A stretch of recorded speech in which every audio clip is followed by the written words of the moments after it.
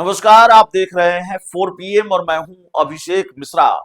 बिहार में बोर्ड और आयोगों का गठन हुआ है और बोर्ड और आयोगों के गठन को लेकर जनता दल यूनाइटेड को यह अंदेशा नहीं रहा होगा, भारतीय जनता पार्टी को भी यह अंदेशा नहीं रहा होगा कि इसको लेकर इतना बवाल होगा। बोर्ड और आयोगों के गठन में जिन नेताओं को एडजस्ट किया गया, जिनका मनोनयन हुआ और इस मनोनयन के फैसले के खिलाफ इस तरह से आवाज उठेगी या इस फैसले के खिलाफ इस फैसले की वजह से राजनीतिक नुकसान का अंदेशा होगा और फिर डैमेज कंट्रोल की कवायद करनी पड़ेगी, इसका अंदेशा नहीं रहा होगा और खासकर जनता दल यूनाइटेड को नहीं रहा होगा। जनता दल यूनाइटेड पर अपनी खबर को ज्यादा फोकस करेंगे। जेडीयू को लेकर खबर आ रही है और जनता दल यूनाइटेड नीतीश कुमार की पार्टी पर यह खबर पूरी तरह से केंद्रित इसलिए है क्योंकि जो लौकुश का वोट बैंक है, यानी कि कुर्मी कोयरी वोट बैंक है, वो जेडीयू का वोट माना जाता है। नीतीश कुमार लौकुश समीकरण को साधते रहे हैं और इसी समीकरण के सहारे बिहार की राजनीति में वो कई दशक से स्थापित है। तो लौकुश समीकरण एनडीए का वोट बैंक है, खासकर जेडीयू का वोट बैंक है। लेकिन कमाल देखिए कि जेडीयू कोटे से किसी भी ऐसे नेता को जो लौकुश जाति से आते हों, कुर्मी कोयरी जाति से आते हों, उनको एडजस्ट नहीं किया गया, उनको भागीदारी नहीं मिली बोर्ड और आयोगों के गठन में। चाहे वो महिला आयोग की बात हो, चाहे वो अनुसूचित जाति जनजाति आयोग की बात हो, चाहे वो धार्मिक न्यास बोर्ड का गठन हो, कोई किसी भी आयोग की बात हो, बाल संरक्षण आयोग हो, कोई हिस्सेदारी कुर्मी कोयरी जाति से आने वाले नेताओं को नहीं मिली। जेडीयू के किसी भी नेता को यह भागीदारी नहीं मिली, उनका मनोनयन नहीं हुआ, उनका एडजस्टमेंट नहीं हुआ। हमने आपको बताया था नाराजगी यह भी है कि भाई परिवार के लोगों को जगह दे दी गई है। अशोक चौधरी के दामाद सायन कुणाल हैं और ये हम नहीं कर रहे हैं, तेजस्वी यादव लगातार इसको कर रहे हैं। बिहार में विपक्षी पार्टियां हमलावर हैं और पार्टी के अंदर से भी आवाज उठ रही है कि अपने लोगों को एडजस्ट करवा दिया गया। अशोक चौधरी के खिलाफ आवाज उठ रही है, चिराग पासवान पर सवाल उठ रहे हैं कि भाई आपको मौका मिला तो आपने अपने जीजा जी को बना दिया, अध्यक्ष बनवा दिया, उनको एडजस्ट करा दिया। जीतन राम मांझी ने अपने दामाद को एडजस्ट करा दिया। इस तरह के आरोप लग रहे हैं, इस तरह की बातें हो रही हैं। लेकिन जब डैमेज कंट्रोल का खतरा बढ़ा है तो जेडीयू ने डैमेज कंट्रोल की कवायद शुरू की है और अब जनता दल यूनाइटेड के वैसे नेताओं की लॉटरी लग सकती है, कुछ नेताओं की लॉटरी लग सकती है जो कुर्मी कोयरी समाज से आते हैं। लौकुश समीकरण को साधने के लिए या लौकुश जाति से आने वाले नाराज नेताओं को मनाने के लिए अब JDU Nitish Kumar damage control करने जा रहे हैं। ये खबर निकलकर सामने आ रही है। खबर है कि बिहार में लंबे समय से खाली पड़े बोर्ड निगम में जो नियुक्तियां की गई हैं, तो कई ऐसी नियुक्तियां अभी होनी है। किसान आयोग, नागरिक परिषद, व्यवसायिक आयोग और जेपी सेनानी आयोग की गठन की चर्चा है मीडिया के गलियारों में, राजनीतिक गलियारों में। और इन आयोगों में भी जल्द राजनीतिक नियुक्तियां कर दी जाएगी और इन आयोगों में बीजेपी और जेडीयू के कार्यकर्ताओं को सिर्फ एडजस्ट किया जाएगा। इसमें दूसरे दल के, एनडीए के दूसरे दलों के नेताओं को एडजस्ट नहीं किया जाएगा। इसमें उपेंद्र कुशवाहा, चिराग पासवान और जीतन राम मांझी को कोई हिस्सेदारी नहीं मिलनी है।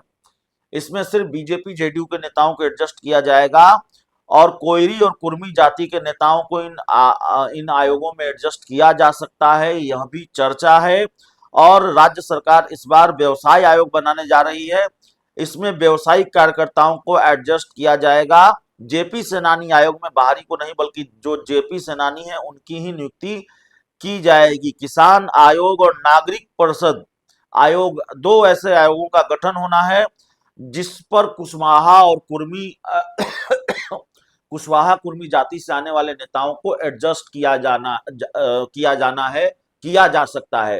तो पार्टी के अंदर जो चर्चा चल रही है कि भाई दो तरह की चर्चाएं हैं, एक तो लौकुश की पार्टी है और राजनीतिक गलियारों में भी ये चर्चा है कि ये किस तरह का फैसला जनता दल यूनाइटेड ने लिया। एक तरफ नीतीश कुमार, माफ कीजिएगा, एक तरफ लालू यादव जो एमवाई की पॉलिटिक्स करते रहे हैं लेकिन लालू यादव ने कुशवाहा वोट बैंक को जोड़ने की कोशिश अपने साथ की, अपनी पार्टी के साथ की। 2024 के लोकसभा चुनाव में उन्होंने कई कुशवाहा नेताओं को टिकट दिए।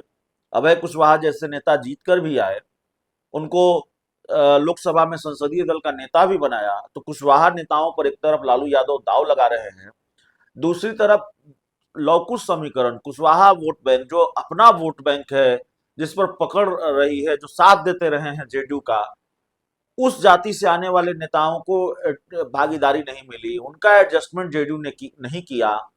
दूसरी तरफ जो समर्पित कार्यकर्ता हैं उनकी अनदेखी की गई और परिवार के लोगों को एडजस्ट किया गया। बड़े रसूखदार लोगों ने, पार्टी के रसूखदार लोगों ने अपने अपने करीबी को एडजस्ट कराया।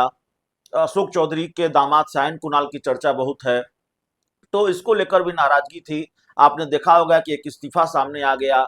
नवीश कुमार नवेंदु जो जेडीयू के नेता हैं, उन्होंने इस्तीफा दे दिया था। हालांकि हमने बातचीत करने की खबर तो हमने दिखाई, हमने उनसे बातचीत करने की भी कोशिश की। हमारे पास जो जानकारी मिली सूत्रों के हवाले से, उनको मनाने की कोशिश हो रही है। तो डैमेज कंट्रोल में जेडीयू लगी हुई है और अब जिन आयोगों का गठन होना है, तो उन आयोगों में लोग कुछ समाज से आने वाले नेताओं को एडजस्ट किया जा सकता है। इस तरह की जानकारी निकलकर सामने आ रही है। देखिए, बिहार में विधानसभा का चुनाव है और बिहार जैसे राज्य में, और बिहार जैसे राज्य में क्या, कोई भी राज्य हो और चुनाव हो, अगर अपवाद में एक दो राज्य को छोड़ दे, तो कम से कम बिहार, उत्तर प्रदेश और देश के ज्यादातर राज्य ऐसे हैं जहां जातीय समीकरणों की अपनी भूमिका होती है। जाति पर बात करनी पड़ेगी। अगर चुनाव की बात करेंगे तो आपको जातीय समीकरणों पर भी बात करनी पड़ेगी। और राजनीतिक दल जातीय समीकरणों को साधने की कोशिश करते हैं। दो तरह की कोशिशें हर राजनीतिक दल की तरफ से होती हैं। पहली कोशिश होती है कि जो अपना वोट बैंक है, उस वोट बैंक में नए वोटरों को जोड़ा जा सके, उस वोट बैंक में नए वोटरों का इजाफा किया जा सके, नए जाति के वोटरों को लाया जा सके, वोटरों को जोड़ा जा सके पार्टी के साथ। और दूसरा कि अपना जो वोट बैंक छिटक रहा है, अगर वोट बैंक में सेंधमारी हुई है, उसको रोका जा सके। तो इस तरह की कोशिश लगातार होती है। तो जातीय समीकरणों को साधे रखने के लिए, लौकुश को साथ रखने के लिए, कुर्मी कोयली समाज की नाराजगी को दूर करने के लिए यह फैसला लिया जा सकता है कि अब जिन आयोगों का गठन होना है, उसमें ठीक ठाक संख्या में लौकुश समीकरण से आने वाले जेडीयू के नेताओं को, बीजेपी के नेताओं को एडजस्ट किया जाए। बहुत बहुत धन्यवाद।